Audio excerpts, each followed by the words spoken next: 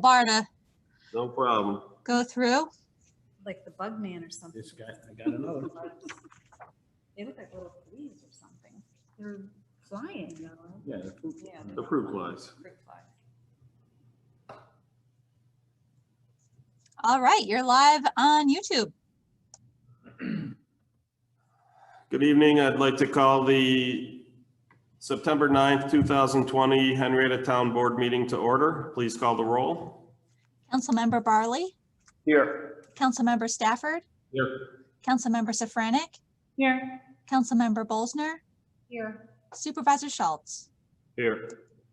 We'll begin tonight with a silent prayer followed by the Pledge of Allegiance.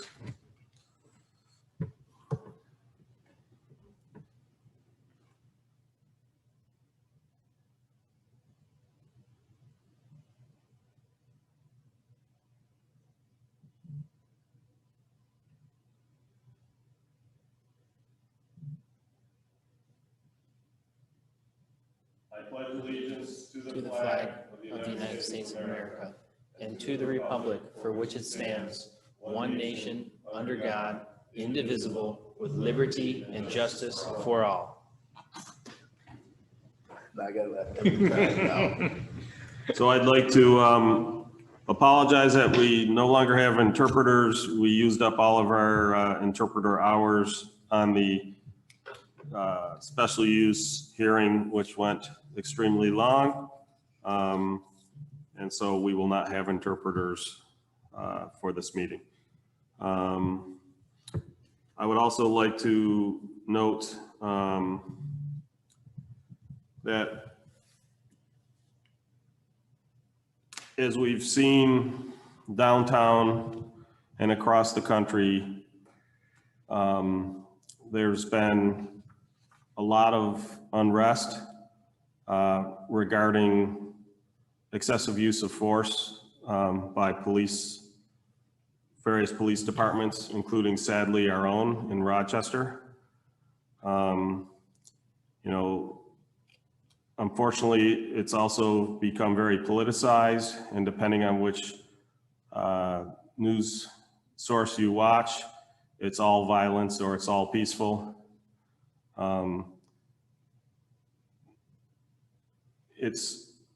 It's an issue that clearly needs to be addressed. Calling in for help for a mental patient should not be a death sentence. I understand there's a whole bunch of other contributing factors, but clearly we can and should be doing better. I've been having discussions with Sheriff Todd Baxter and Captain Christopher Fay from the Monroe County Sheriff's Office, and we're working on scheduling a, I don't know what you want to call it, a public event where we would have community leaders and the leaders of the Monroe County Sheriffs here to talk about these events, to talk about what the Monroe County Sheriff Office is doing to prevent these types of incidents, and what could they potentially be doing more to further safeguard against something like what we've seen far too often happen. These types of incidents are tragic, and again, in many cases should not be happening.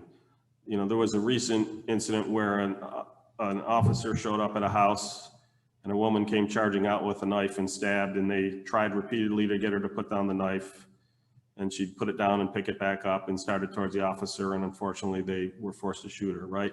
There are times when you look at it and you say, I understand that. An officer had been attacked, this person had a deadly weapon, refused to put it down, you get it. Where it gets really frustrating and really it makes me angry, there's no other way to put it, is when you look at cases like Tamir Rice and John Crawford, where they were holding toys and the police showed up, never made themselves known and shot. When you look at instances like Breonna Taylor, where it was a no warrant knock, You know, when you see in these states where, you know, and people say, oh, well, they had a toy gun. Most of those were in states where you had a right to carry. But, you know, unfortunately, it seems, it sure seems like that right is not equally applied to people of all races. And that's especially troubling. So, you know, it's something that I didn't want to not address, especially with the recent revelation of an incident that happened right here in our own hometown. And it's something that, you know, again, rather than just talk to it, we're going to try to take some action in cooperation, obviously, with the Monroe County Sheriff, since they provide the policing, the primary policing for the town of Henrietta. So when we're able to work out this schedule, and as I have more details, I will be sharing that. We're probably looking at the end of this month are some of the dates we're throwing out. And if you're a community leader listening to this and wish to be part of that discussion, let me know. And then obviously we're going to do something probably in a hybrid mode so that there will be, people will be able to attend both in person and online and ask questions along those manners. It will not be at a town board meeting. It will be its own separate event. We're potentially looking at, we've talked about possibility of using the band pavilion, what we often refer to as a clamshell, in Memorial Park, so that it's outdoors and less, we'd be able to have more people with less risk of contagion from the pandemic. But you know, it's something, like I said, that I've been working with Sheriff Todd Baxter on trying to put this together. So I just wanted to mention that before we got into the meat of this business. I don't know if anybody has any comments they would like to add. Sounds like a good idea. I was thinking of the same thing. Great idea. Good idea. I agree. Okay, can I get a motion to approve the minutes? Supervisor Schultz and fellow board members, I make a motion to approve the minutes of the meeting of September 9th, 2020. Second. Any discussion? Hold on. We have a typo that we missed. I'm sorry. The actual meeting date was not today. We don't have those minutes available yet. Yes. Instant minutes, come on. Those minutes would be from August 19th. Thank you, Jenny. Okay. You know, if you had minutes from today, it'd make it a lot easier for us to know what to have to say. Well, and the worst They thing sure is would be a script. I didn't pay attention. So, all right. Do you want me to do it again? Yes, why don't we? Okay. Supervisor Schultz and fellow board members, I make a motion to approve the minutes of the preceding meeting from August 19th for our town board meeting, correct? Correct. Second. Yes. I wrote August. Any discussion? Hearing none, please call the roll. Councilmember Barley, Aye. Councilmember Stafford, Aye. Councilmember Safranek, Aye. Councilmember Bolsner, Aye. Supervisor Schultz. Aye. Okay, today we have 3 public hearings. The first one up is a proposed local law to set residency requirements for the town of Henrietta officers. So as we've been discussing this at the previous meeting or two, we're trying to get all of the residency requirements into one location because they're kind of right now scattered throughout the town code. And some restrictions were lifted often in reaction to specific individuals or specific instances. We wanted to try to get a bit more consistent across the board here. You know, one of the things we've noticed is that there are fewer people getting into civil service. And so that is kind of shrinking the pool down. So if we limit the pool to residents only, then that can sometimes lead to an insufficient pool of residents applying for, or not residents, sorry, applicants for the job.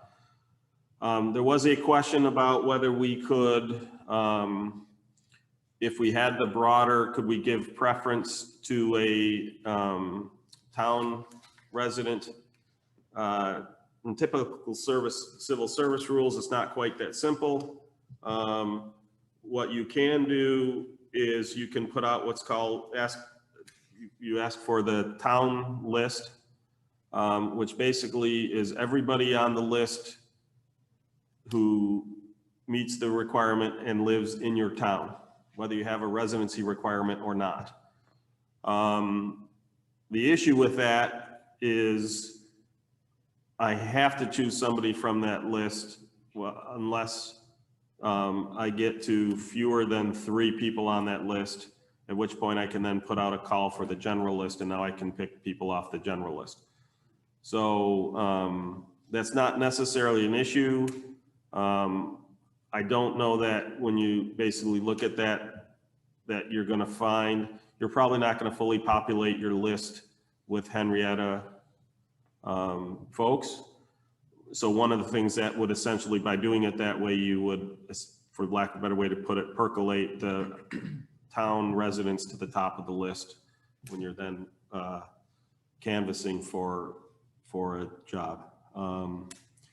But what you can't do is basically, you know, if there's 6 people on the general list and the 4th one down is a town resident, I can't reach them unless someone in the 1 through 3 positions are not interested in going for the job, or have been, if we determine that they're not qualified, then we can essentially drop them from the list as well. But so it's not as simple as you would hope it would be, but it is doable. Becky, do you have that? Oh, actually, I think I saw it printed out here, maybe. Was it? You want me to put the map up on the screen? Yeah, what, could you do that? So I had shared a map. Other towns require people to live in the town, and we're all of a sudden not requiring it. So I'm kind of looking at the other side of it as well. I think you're finding a lot more towns are relaxing those requirements. I think one of the issues that led to this was that there were a lot of exceptions, and that you've been writing, you know, Right. writing for exceptions. Right, that's the thing, and to Mike Stafford's point, if you do it on an exception basis, who knows what candidates you didn't get applying in the first place because they weren't eligible initially, and then when you get somebody who's, well, I'm interested, but I'm not eligible, and then you change the rules to make them eligible, that's not fair to everybody else. So I'd rather change the rules, get them consistent now, And then put it in the hands. so that it's more fair to everybody going out. You know, and one of the things we can do in that manual, going back to to avoid lawsuits, is right in the job posting that we put on the site is we can say Henrietta residents preferred. Right. And that's what I was talking about, is maybe you update the job description. Right. So as Directly. people, Some of those. so again, the lawsuits typically occur because you change the rules midstream. So we're trying to codify it. So we're not, like I said, I don't like handling everything by exception. I'd rather fix the rule. No, and I agree, because when you do it by exception, it's like, okay, are we doing favoritism, or, Right. you know, we don't want it to go that way either, so. So one of the things in the local law, some people wanted it, I sent around just prior to the meeting, but we actually only have to strike a handful of words in the local law if we wish to. There was, the way I'd originally written it, I basically said 15-mile radius of Monroe County, and people pointed out that that gets to some places that are pretty far away. And so there was a desire to just make it for the on-call, the within 15-mile radius. So I'd sent around an update to the local law. So we're just going to strike Monroe County then? 15 miles, is it Yeah, if you look at it, why am I so far down my list? 602? So the words we're striking.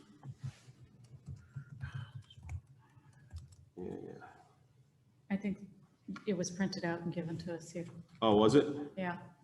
Yeah, this one I think is correct. I think it was the one we were looking at yesterday that was not correct. Let's see. Well, did she print it with the changes or not? Yeah, I think with the changes. I meant, in other words, it didn't. Okay, Such individuals shall reside within the 15-mile radius of Henrietta Town Hall. right. Where did you see So that? basically, it's Bottom of the first page, Mike. Thank you. so basically the words we struck is, it used to say either within Monroe County or otherwise. That's what we're getting rid of. So now it just says shall reside within the 15-mile radius of Henrietta Town Hall Right, and we did that because we were concerned with people living in like Avon, Lima, at great distance. right, which were closer than going further out. Right. Okay. So Don, do we have to, how do we handle, since it's not exactly the local law we put forth from the public hearing, I assume we can make a minor change like that? How do we go? Yeah, we're about allowed that? to make a minor change.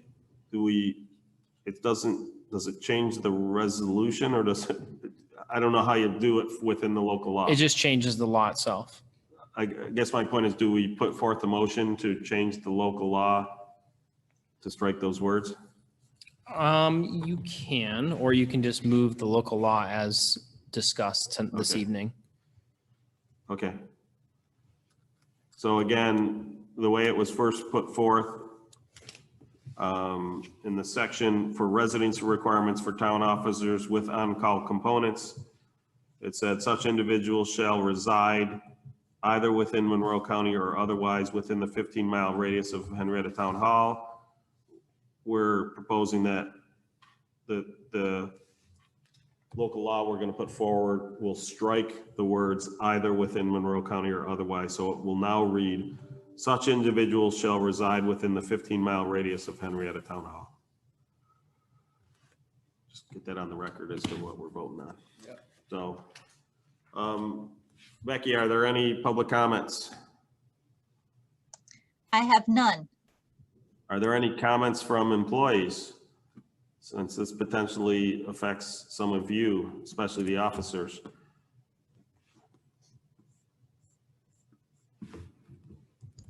I'll take that as a no. I am within the red circle, so I'm all set, Steve. Okay. Thank you. Who was that? That was That's Kevin. Kevin. Kevin does have an on-call component. He's up in Spencerport, which is within the circle.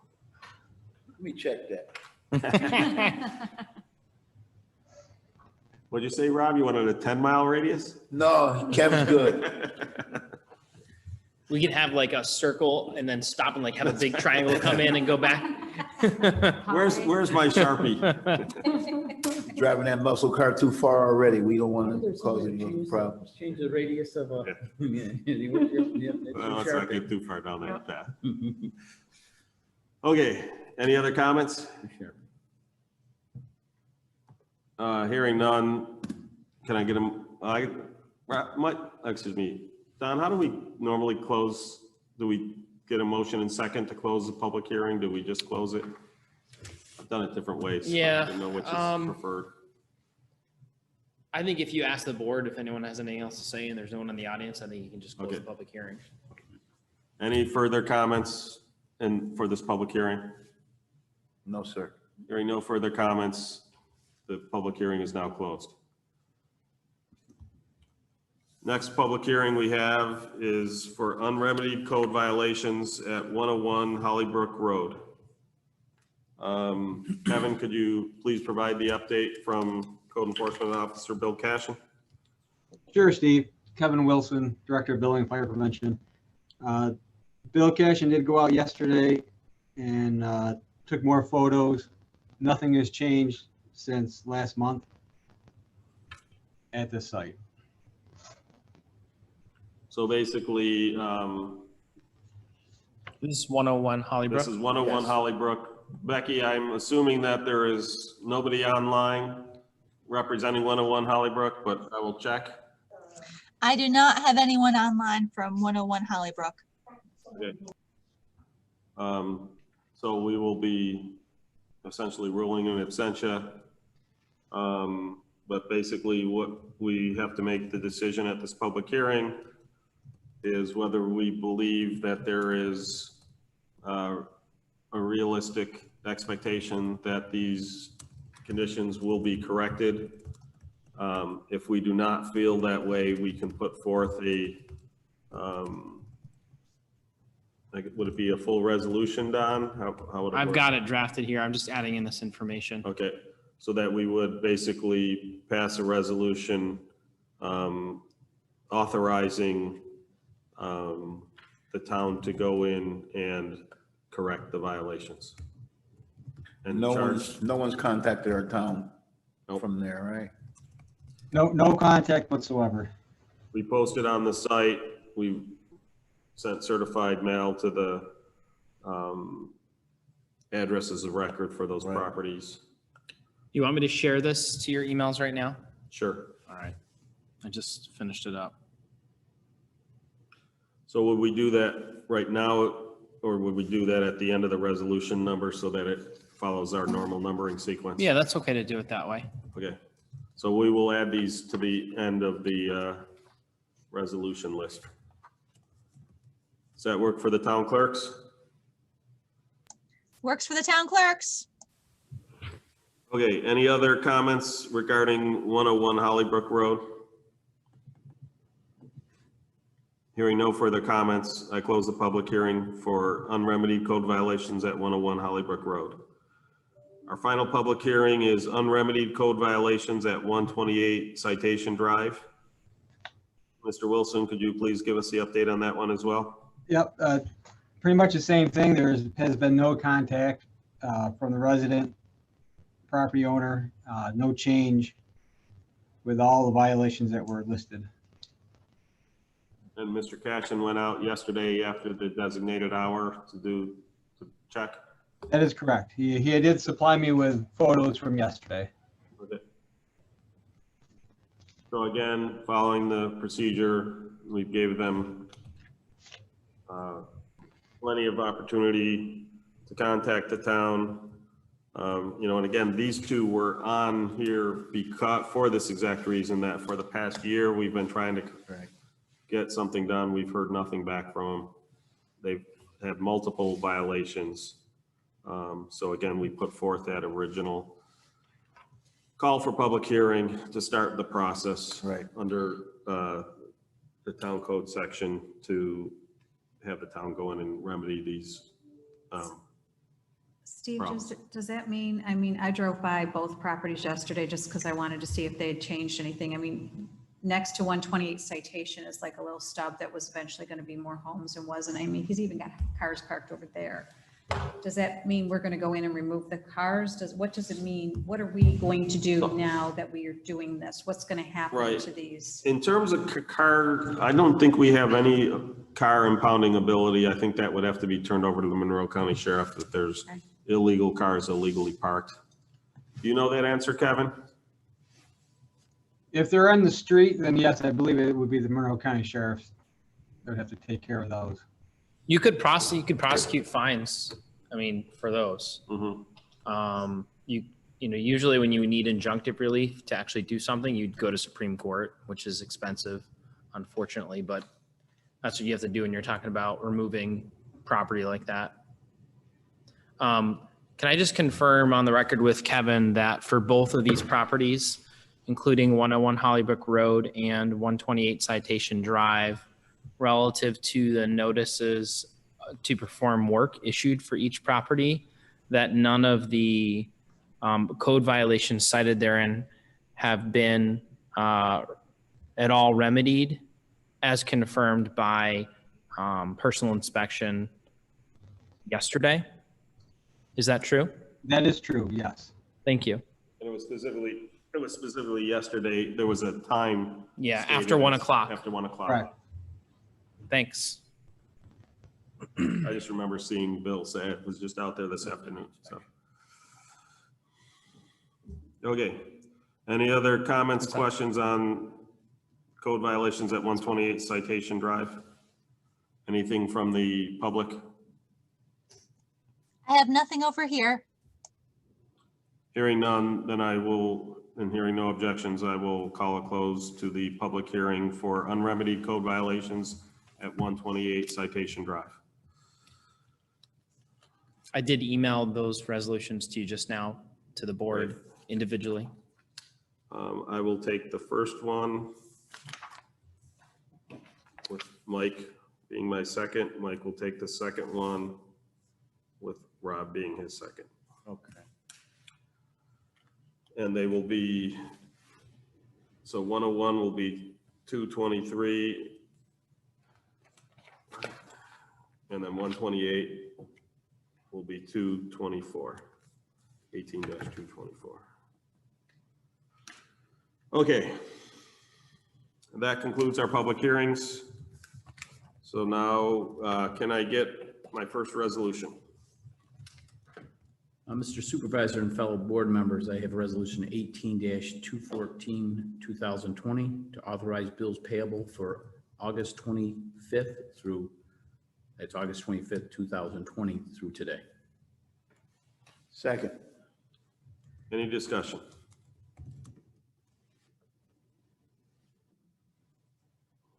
Hearing no discussion, please call the roll. Councilmember Barley, Aye. Councilmember Stafford, Aye. Councilmember Safranek, Aye. Councilmember Bolzner, Aye. Supervisor Schultz. Aye. Mr. Supervisor and fellow board members, I have resolution 18-215, 2020 to call a public hearing regarding the notice of violation for an endangered tree at 1140 Martin Road. Second. So one note on this, we're going to put out the call from what we understand of where it's going. They're basically, now there's two going on, so I may be getting them mixed up, and Becky, feel free to correct me, but this person is verifying that it's on their property, and if it's on their property, they're going to remove it. If it's not their property, then we would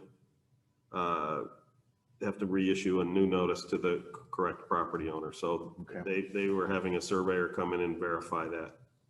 Is that the correct? This is the person who's coming on from Virginia or, right? Yeah, coming from out of town. It's actually the case on both tree properties, so you're not wrong. Okay, good. So like I said, the chances are the public hearing will never take place.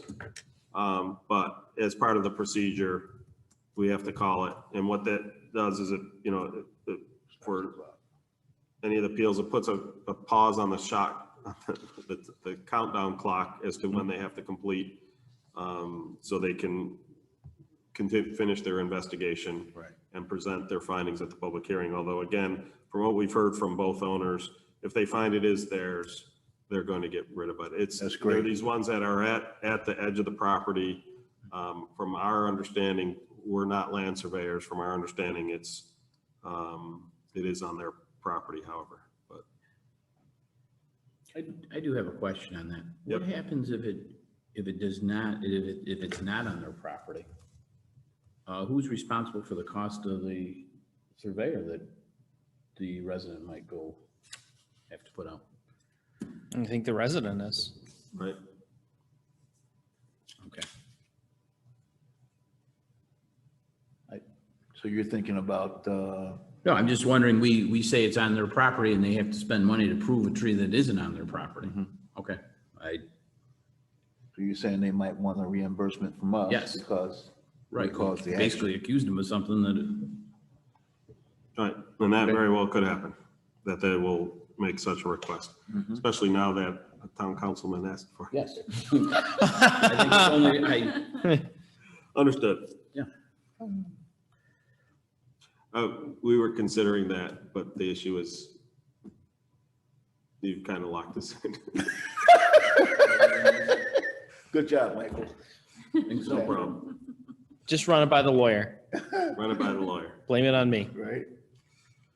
Like I said, we'll see what happens. From Right. what I've seen of the list, unless the property lines are way off we did identify the correct property, but that is certainly a possibility. That'd be I was correct not, thing I to was do. get in there. referring to future, Right. in Yeah. the future, that No, understood. Any other questions on this particular hearing? Again, this is just a call for public hearing. Anything online? Hearing none, please call the roll. Councilmember Barley, Aye. Councilmember Stafford, Aye. Councilmember Safranek, Aye. Councilmember Bolzner, Aye. Supervisor Schultz. Aye. Mr. Supervisor, fellow town board members, I have resolution 18-216, 2020 to authorize a letter of credit for Forest View subdivision. Seconded. So I'll note the amount went up some, you know, again, as part of the thorough review process by Chris's team. They recommended upping a particular portion of line of credit, which brought the total to 1.3 million. Any questions, comments? Anything from the public? Hearing none, please call the roll. Councilmember Barley, Aye. Councilmember Stafford, Aye. Councilmember Safranek, Aye. Councilmember Bolzner. Aye. Supervisor Schultz. Aye. Supervisor Schultz and fellow board members, I have resolution number 18-217, 2020 to award the bid for the 2020 pump station standby generator project. Second. So there was some discussion, you know, we received 9 bids. Second bid is a contractor who's done a lot of work. There was some question of, wasn't a whole lot of difference. I mean, it wasn't chump change, but $2,000 like, right? 1,800, yeah. Whether we could go, the issue is when we put out the bid, we didn't specify best value and specify that familiar or, you know, good work record within the town. So the answer was no, we couldn't, under the purchasing rules, make that change. Now, one of the things we are verifying, and this is part of the final approval by town attorney and director of engineering and planning. Chris Martin was making sure that they are a certified installer of, I think it's Kohler, whoever the manufacturer of the generator is, so that the warranty will be in full effect. Okay. Obviously, if Mylerson is not, then we would look to go to our second bid, and if they're not, then we would go to the third bid. But Chris, have you determined that yet, or are you still looking into it? This is Chris Martin, Director of Engineering and Planning. Yes, we have done a thorough review. I have talked to the owner, and they are a certified provider of Kohler generators. Great. So as far as I'm concerned, they meet all the requirements. Great. Thank And Thank you, Chris. Yep. Just happy to know they're a local company in Henrietta here. too. yeah, that's what I was going to add. The nice thing is that, yeah, they're right here, located right here in Henrietta, so it's great that they're we'll be doing business within our town. Yep.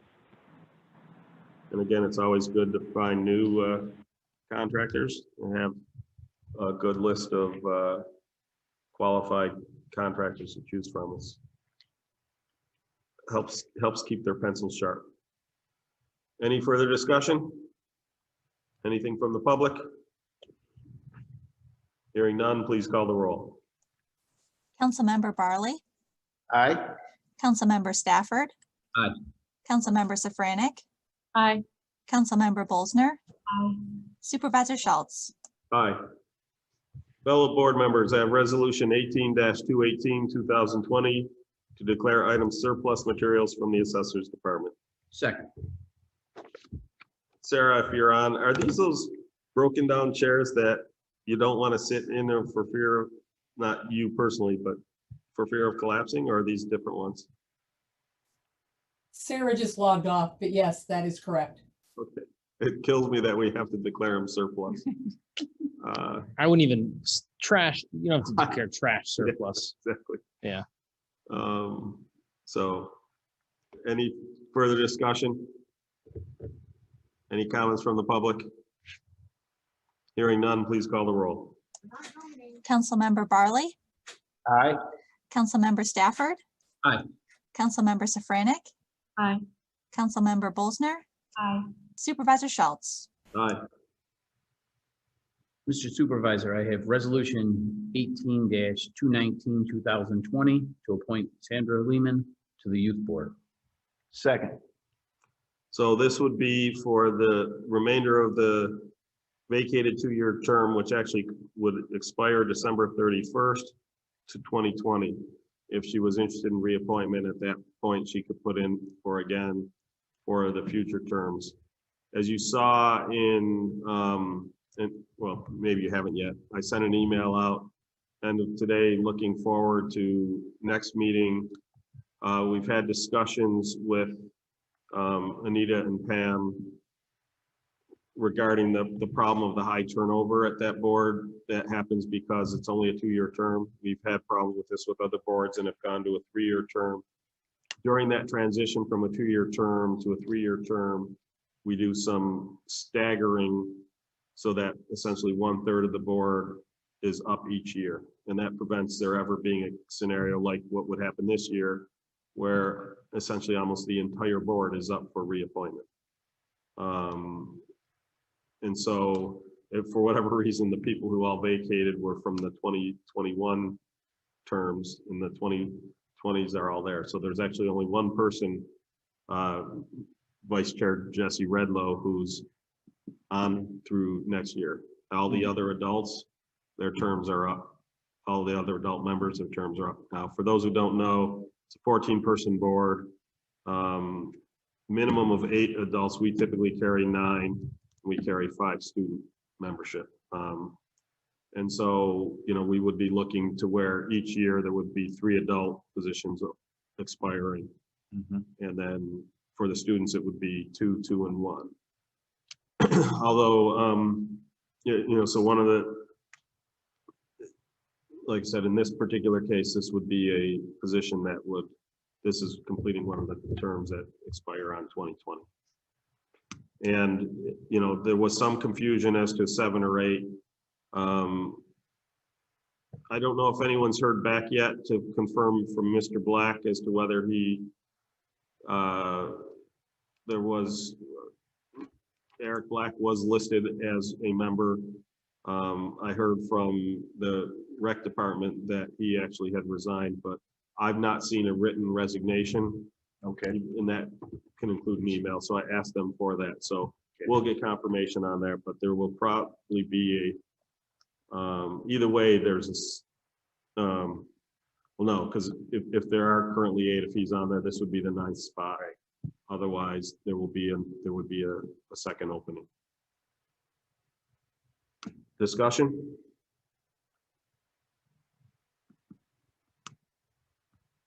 Any discussion regarding appointing Sandy to the board? So I do know that she was on previously. She helped put a lot of the stuff that we do today in place. When she came to me, she was basically saying that as a grandmother now, she's wishes to get involved again and would like to see some of the services that disappeared in the years prior to my term starting. Some of those services went away and she would like to see if we could put some of those back because she thinks it's important to support our youth in our community. So just sharing what she had shared with us when she was put her application in. Great. And we do have Sandy still on. Sandy, did you wish to say something?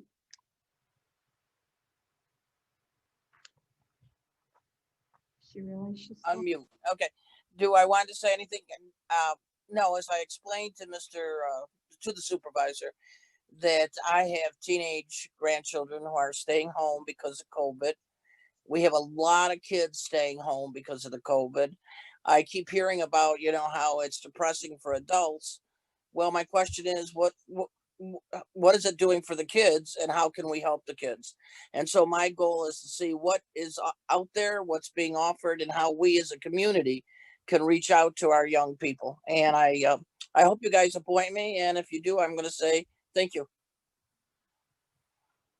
Great. Any other questions for Sandy?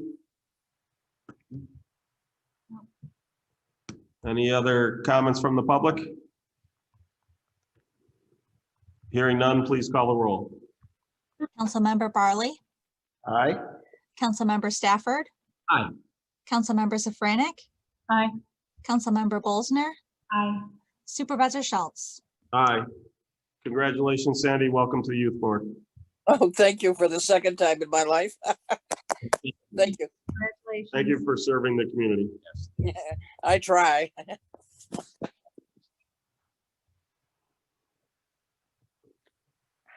Rob, you're up. Supervisor Schultz, fellow board members, I have resolution 18-20, 2020, to appoint Robert Schulner to the Parks and Recreation Advisory Board. Second. So again, the same person who moved out of town that created the vacancy on the youth board, he was also on the Parks and Rec Advisory Board. And so that created a second opening. We'd had somebody who had been interested, had been involved with the recreation department, and Pam put forth this individual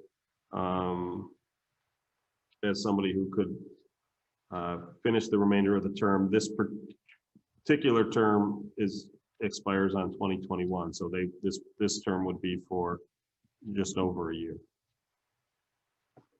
Any questions, comments?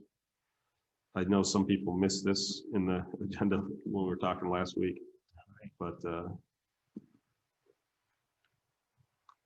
any comments from the public?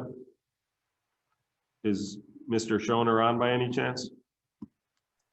No, unfortunately, he's not on. Okay. Hearing no further discussion, please call the roll. Councilmember Barley, Aye. Councilmember Stafford. Aye. Councilmember Safranek, Aye. Councilmember Bolzner, Aye. Supervisor Schultz. Aye.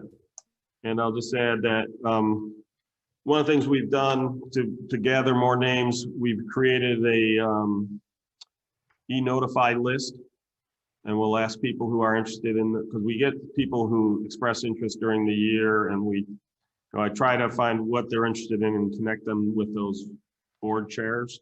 A lot of times they will attend and sort of be there, and that's where we get some of these interim replacements from. But one of the things we're going to do is we're going to have the town clerks have already created it. We have a e-notify for board opening notifications. So anytime there's going to be a board open, there is a board opening, we will send a notification out talking about what the board opening is, the details of what the term is, whether it's, the completion of a term that was vacated in the middle of the term, or whether it's, in the end of year appointment, and then how they can contact us if they're interested. So we can potentially start getting more people. What we'll do is we'll get this set up, and I'll advertise it on Henrietta Highlights, so we get people who are interested. We have a larger pool when this fall comes, and we say, hey, we're looking for candidates, because, again, it's been a while since we've had a full youth board. It wasn't as open as people think, because the student members weren't listed there, but there were always a couple openings. And so fortunately, midstream, we had Jesse Redlow who joined.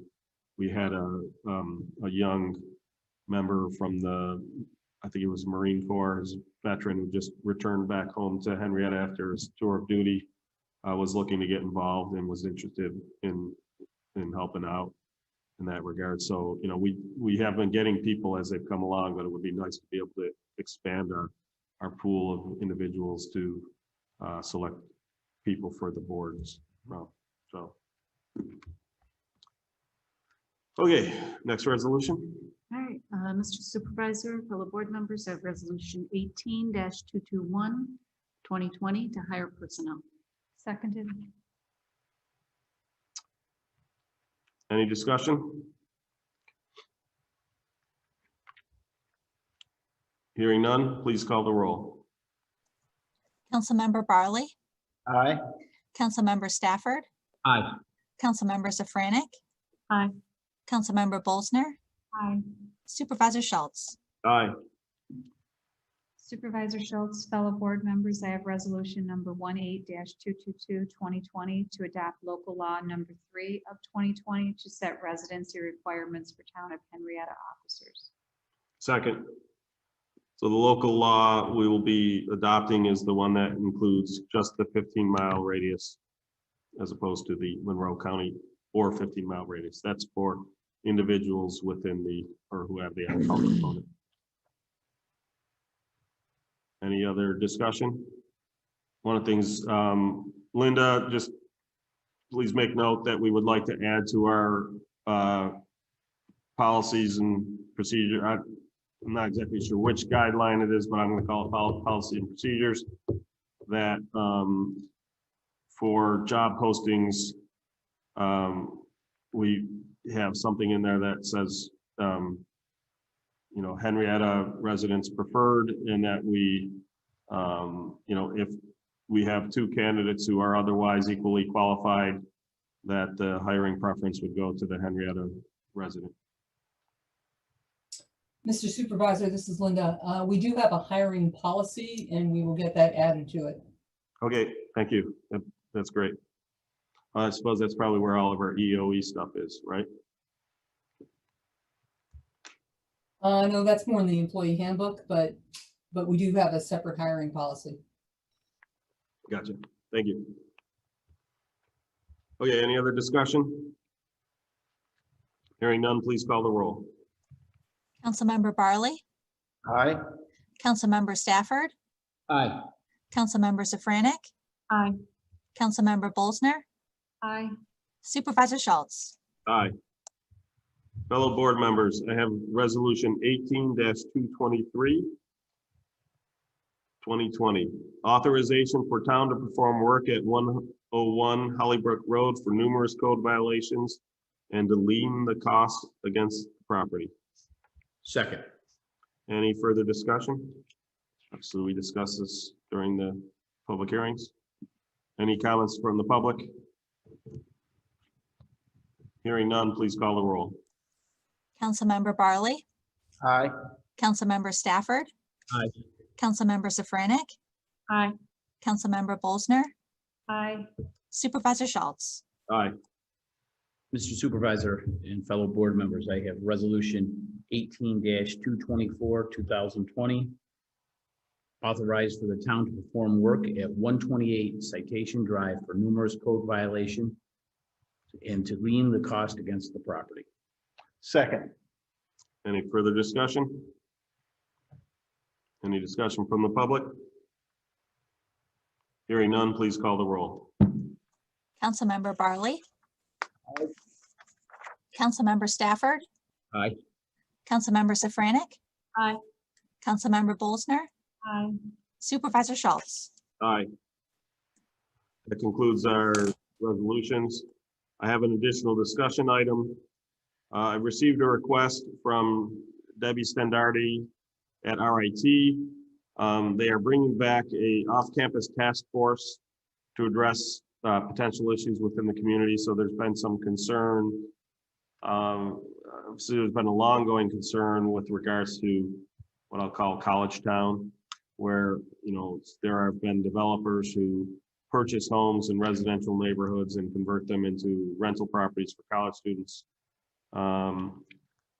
And then there would also be, you know, I think that they've been communicating regularly with regards to COVID. Some people may have seen the report that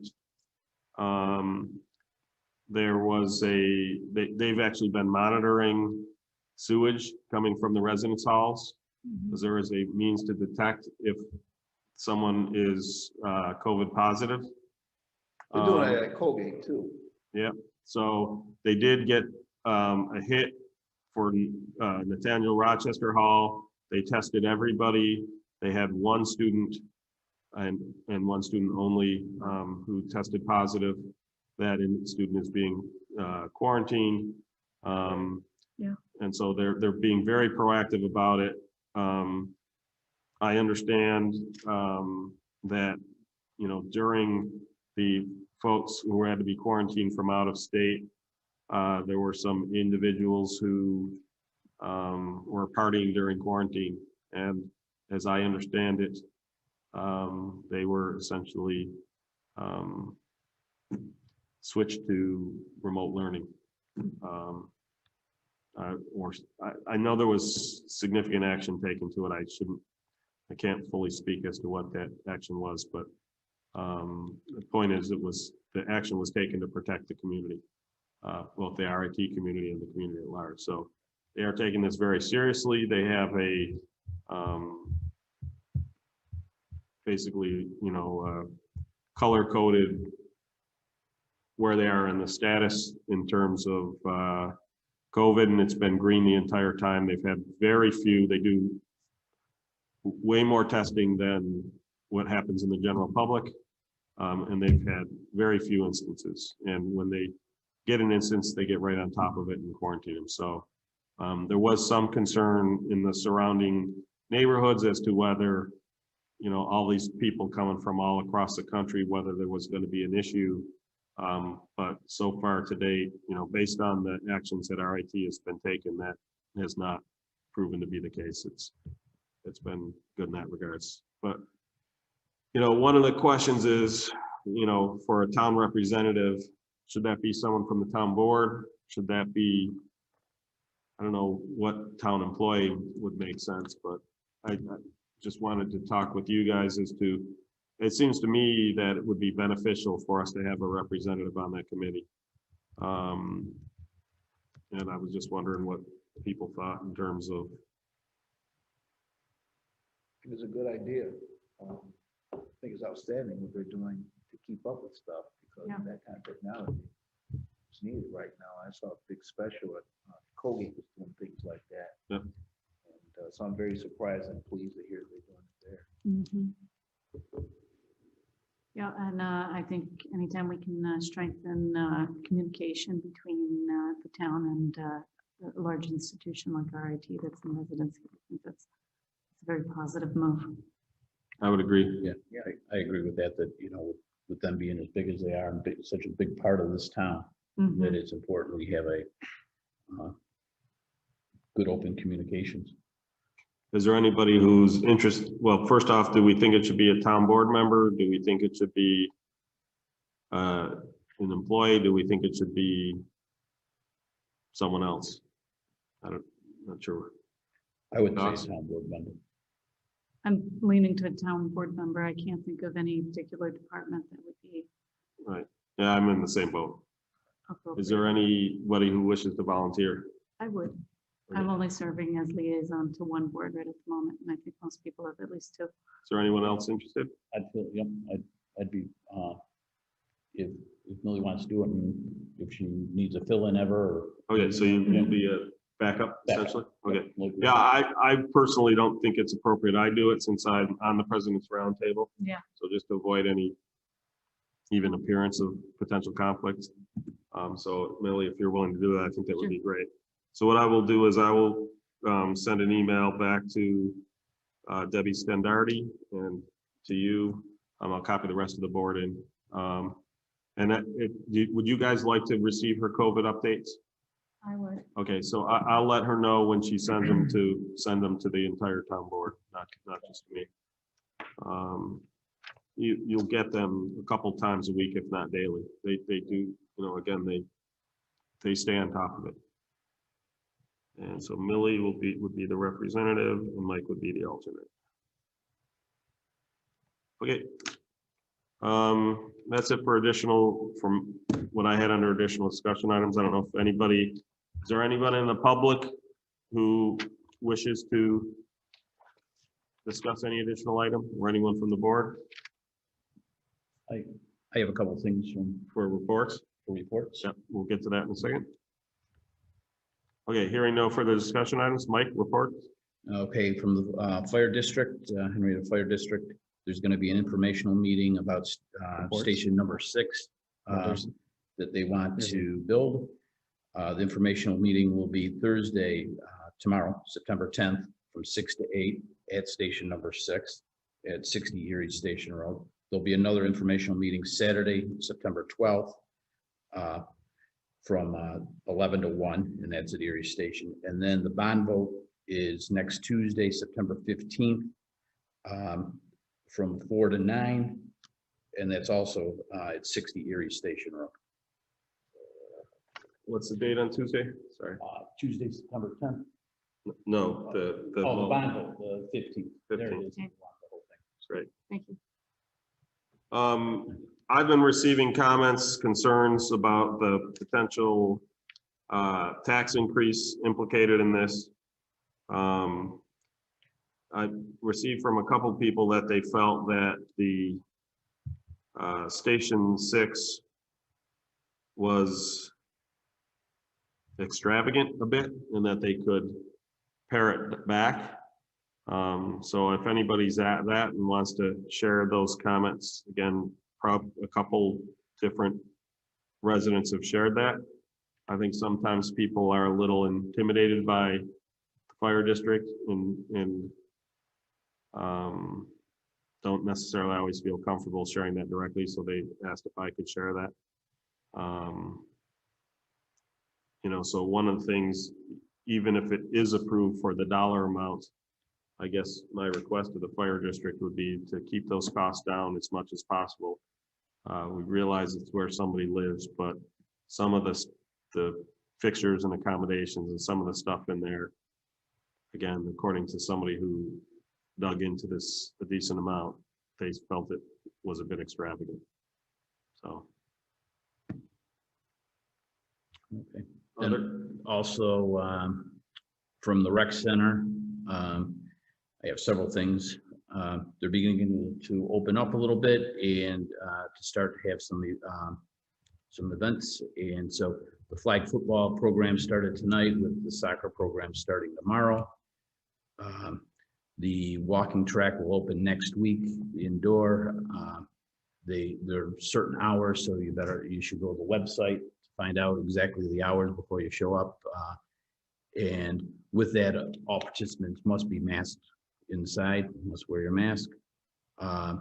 Looking to resume pickleball and family shoot around October sometime. The UPK program started this week. It's on Tuesday and Tuesdays and Wednesday afternoon, it looks like. The movie that's set up for this coming Saturday, September 12th, has been sold out. They are planning a what would they call a Blue Moon cruise through. So on October 30th between 6 and 8, and that's through the Veteran Memorial Park. So it's essentially the reverse parade with a Halloween theme and with trick or treat bag at the very end for kids. That's cute. That's fun. Yeah, that's a great idea. You know, And just a little note to the patience and understanding of my wife. I get a call the other day saying, you know, there's a headless horseman on our front porch.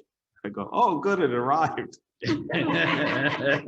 So to add as a decoration, I bought a 7-foot tall headless horseman that you can hook up to a smoke machine so he breathes smoke. And my wife shook her head but understood. and once again this year, their plans are underway to make the Make a Difference Week. That's October 18th to the 24th. So anybody interested in registering for service projects should contact Anita at the rec center. And from what I understand, they're working on a patio at Baldwin's Cabin. Correct. So that was a donation from the Rotary, Rush Henrietta Rotary, and they chose that location. As Charlie Lookup was a long time, well, think is a longtime Rotary member. And the pavilion cover that used to be there had been essentially a tent, and had been destroyed in the windstorm. So this is to make it permanent. It's the supplies and material are being provided by the Rotary, as well as some assistance, but most of the labor is being done by Parks and Rec, by Buildings and Grounds crews. That's great. And the final thing I have is they're just, the fence has been installed behind the rec center, and the gate will be installed. They're coming back to install the gate for that. So that's all I have. Yeah, has anybody been by to see it? I knew it was in, but I haven't been over there. Looks good, correct? Said it looks very good. Right. Any other town board members have announcements? I just have, library board met last night. They are open 6 days a week for either curbside or you can actually come in, but you must wear a mask. And Adrian was saying people have been really good and really appreciative that they're open. So check the website just to make sure, you know what the hours are, because they are changing. And the library's doing a great job trying to keep everything together. They're also doing story time at the Shell, I think Mondays and Wednesdays, and you have to register for that. Great. School board met last night as well, and yesterday was the first official day of school, so things went well according to multiple accounts. My son isn't especially happy, but I don't know how much you can make a 17-year-old boy perfectly happy in the age of COVID anyway. They do have a significant number of students taking remote. I think they said something in the neighborhood of, I don't know, it was a lot, like a few thousand kids. It was a lot. And there is a long waiting list right at the moment as well. I think that they are still adding names to the remote waiting list if that's something that people need. I believe they're going to try to shift some resources over to that direction as well. I know my kids, like, he was saying that my oldest son in high school classes, typically it's only like 5 to 10 kids in the classroom. Yeah. So it's very easy for them to social distance. I read something today because of the online, that some of the classes they were still working on getting them evened out correctly. I think I heard there was 14 in one and 8 in another. Or something like that, And 20 I think I've heard from instructors that they're shifting teacher schedules around, which is challenging from an instructional standpoint to find your schedule and have to shift things around last minute. Unfortunately, some electives were canceled. I don't know if they've addressed whether they're going to look at. I have heard that they were looking at to see what they could possibly bring back in. So yeah. Right now, my son on Friday, he basically has noon and then study hall, study break. That's because of what was canceled. It's it's I get it, it's tough, so hopefully they'll be able to put something back in that and specifically something that he's interested to take. Again, 16-year-old boy, that could be a challenge. If they had video gaming, he'd be all over that. Rob, do you have any? I don't know if any of your boards. What's exciting happening on the planning board or the zoning board? Everything's popping there as usual. We had a long meeting at the zoning board last evening. Even the supervisor got a couple of things approved for zoning for variances, and I'd like to commend the zoning board on doing a great job. One note I've received multiple comments from a bunch of the folks that you guys liaise with that this town board, and the previous one too, that you guys are incredibly active and engaged liaisons, and there's a lot of appreciation for that. both from the town boards as well as the, the other services within towns that we work with, like ambulance, fire, that type of stuff. So congratulations, to you guys, because Thank you. I know you have other lives beyond, and the amount of work you guys put in is impressive. I will add that the newsletter should be out this weekend. It's at the press right now, so it's at the press. More specifically, it's at the bindery. It took a little bit longer than normal because they're at half shifts due to COVID.